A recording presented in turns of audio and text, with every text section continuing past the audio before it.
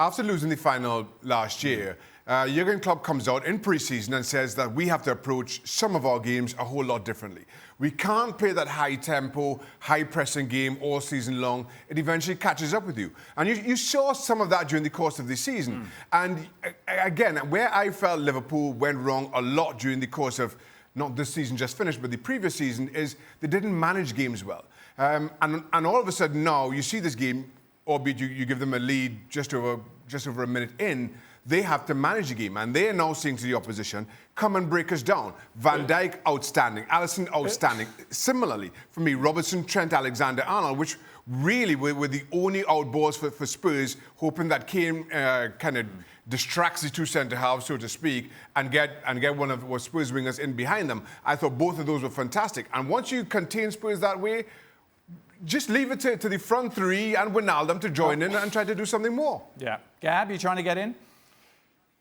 Yeah, no. Just to say, I get what Shaka's saying, but I also think clubs have to I don't necessarily believe that this was part of some Klopp game plan or anything, let's manage the game, because Klopp more than anybody knows that, especially when you are the stronger team and your opponents are playing as badly as Spurs were playing in the first 45 minutes, you get the gift of the early goal.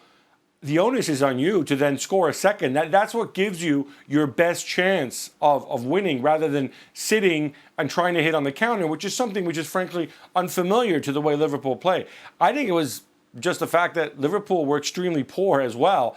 Perhaps not as poor as Spurs in that first half. And, other than that strike from Robertson from distance and an Alexander-Arnold shot that went wide, they created absolutely nothing against the Tottenham defence in the first 45 minutes, really to an hour. You started to mention the difference to last year and 12 months ago for Liverpool. When you look at the players who were playing this year, who weren't playing last year, there's only two of them, Fabinho and Alisson in goal. And compared to Karius, some difference. Well, yeah, and that's been evident from the get-go. And I have to say, and Alisson continues to as good as I always thought he is, certainly over the last couple of seasons, he continues to grow in my estimation. And I think you saw that in the final. Just listening to the show yesterday, and people speak about presence, the presence of Alisson in goal. And this is something that goes a lot further than shot stopping and distribution. It just speaks to how you are as a defender and how you feel about him behind you. Where if somebody does get the better of you, you know that if on the odd occasion I make a mistake, Alisson's going to be there 9 times out of 10. To clear up those mistakes. And you as a defender are able to play with a whole lot more confidence.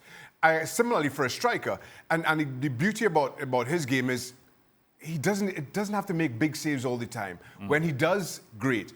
But he always seems to be in the right place at the right time every single time. And as a striker, it's got to be demoralizing at times. I think you can extend that reasoning to Virgil van Dijk as well. Yeah. And players playing in front of those two, understanding that they don't have to be perfect. Yeah. So it frees you up. Everybody else out on the field, you understand that, look, I'm going to make decisions, I'm going to make choices, and sometimes I'm not going to be able to pull them off. But if I'm not able to do that, I have guys behind me that are going to bail me out. When you play like that, with that sort of freedom and that sort of confidence, because of the quality that you have behind you, it allows you to be a much better player. So it impacts not only what you do defensively, but it also impacts what you do offensively.